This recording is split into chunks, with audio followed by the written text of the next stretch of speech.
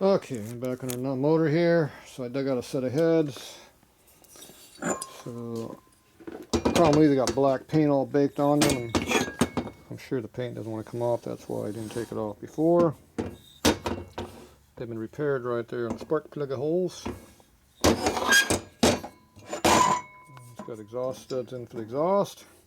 Looks like it's got new valves in here, and not sure the guide condition. They look used. So I gotta tear these apart and see what's going on with them. And we'll clean them up and probably paint them black. Because it's take too much work to get the paint off. Make them black. Easier to do that than anything else. Alright, let's see what we got here. Got up in the air a little bit, see better.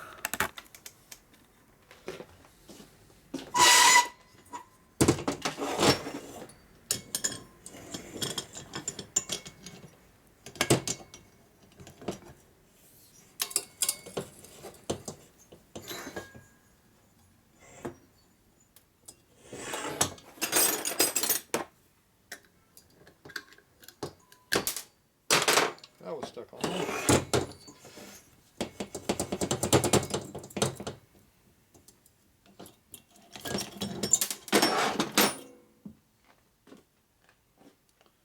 Stock springs.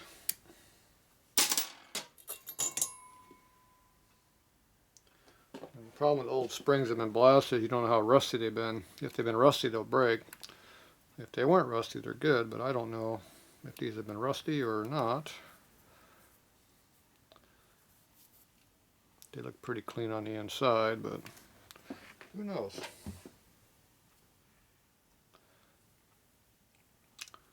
Doesn't take much to make a spring break.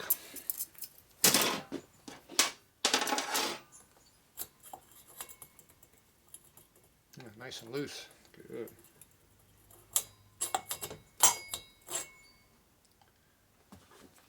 Gritty too.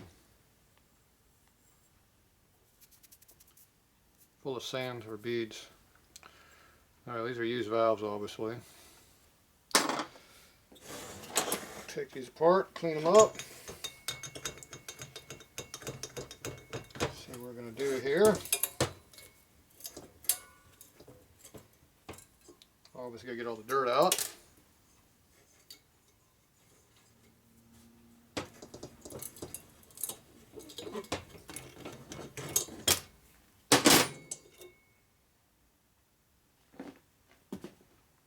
I'm not seeing no rust on the inside of the spring, so that's a good sign.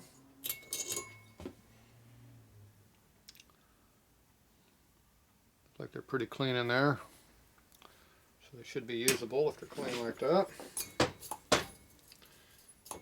Take is good and tight. A little bit of grease, a little bit of oil on there, and a little bit of dirt too. What a shocker.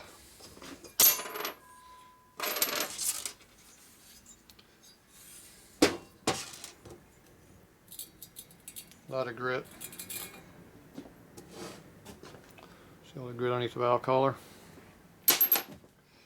That's why you always want to take apart a blasted set of heads to get all the grit out. Okay. I'm going to go ahead and blast these out a little bit more on the inside, clean them up. We'll see if this black comes off. If it doesn't come off, we're going to paint them black. At least we're going to get them, take them apart. All this junk out of here, make sure they're good and clean. Maybe I'll recut the seats a little bit.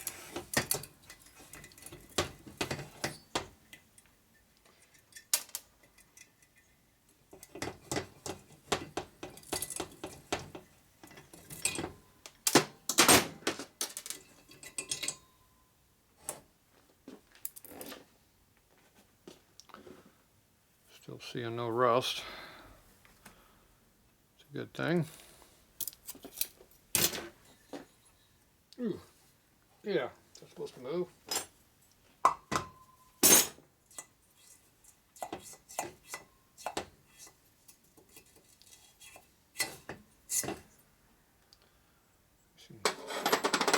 Nice and greedy. Looks like only the one valve guy's a little loose. The other ones feel fine.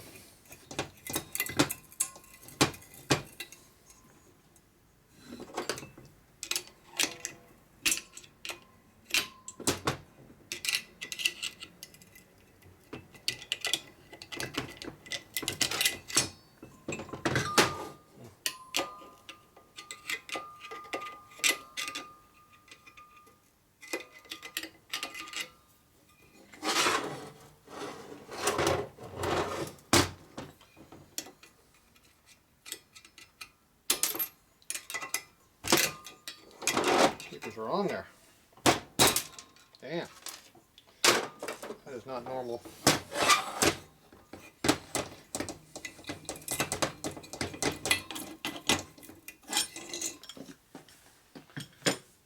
Okay, what do we got here? Last one. Once again, I see no rust, so it must be a good set of springs. Good.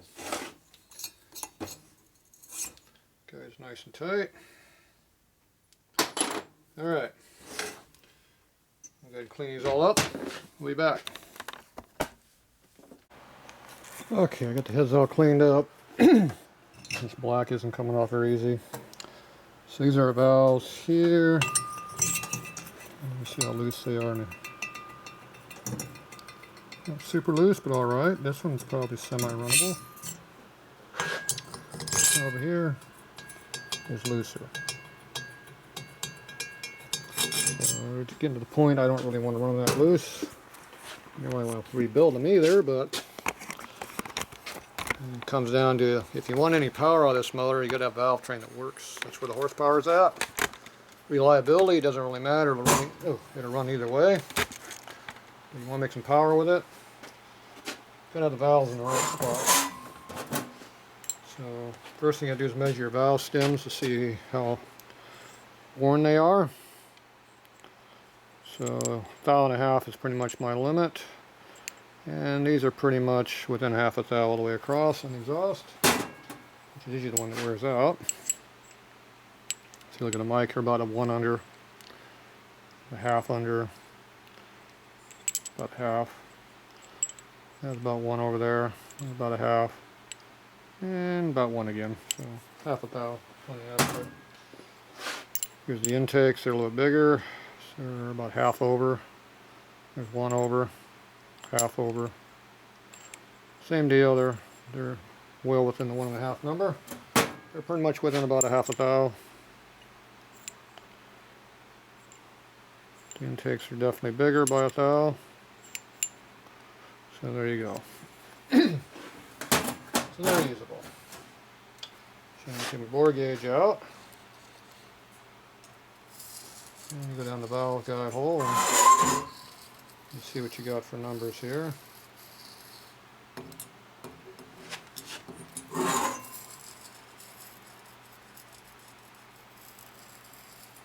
Around 4, 4.5 on the valve here. This one's at 5, 5.5. Definitely looser.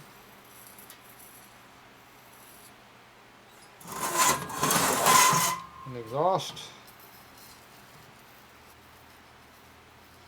4.5 to 5. Goes to 6 at the tip. And it's about 5 all the way through there. And this one, it's 5.5 to 6, and it goes to about 8 plus, almost 9. No, that's where we're at 8, 8.5 at the end. Yeah, 8. So it's got 2 thou taper at the end. That's why this one feels so loose. So that's just a number. I'm not sure a number I'm supposed to have, but the guides are all relatively the same. This one exhaust is pretty bad. And the valves are 1 thou smaller on the exhaust. That's why they feel looser than the intakes.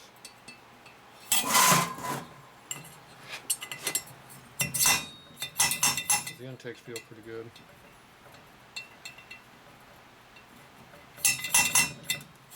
So only this one exhaust is pretty loose. This one's loose and the other ones are looser. Okay, so now I gotta figure out what size I'm supposed to be.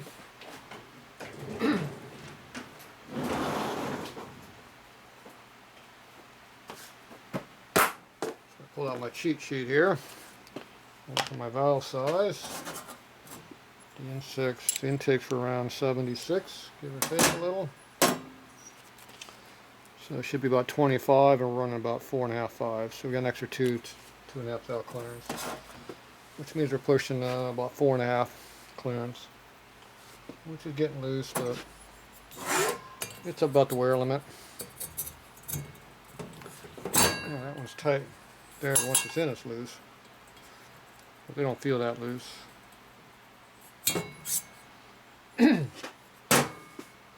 Exhaust feels loose. So. The exhausts are about 74, 74.5.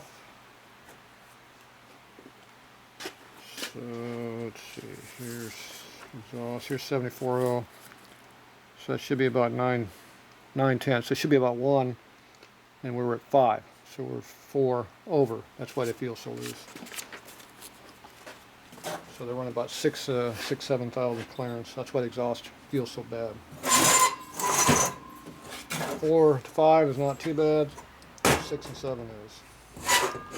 So both exhaust valves are kind of loose. So I got a bunch of old guides here. These are old style guides.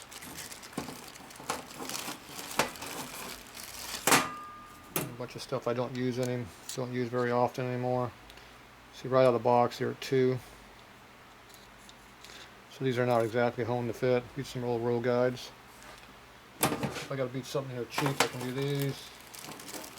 I'd rather use a bunch of Dixie guides, which are even looser. I don't have to hone them, beat them in the hole and run them.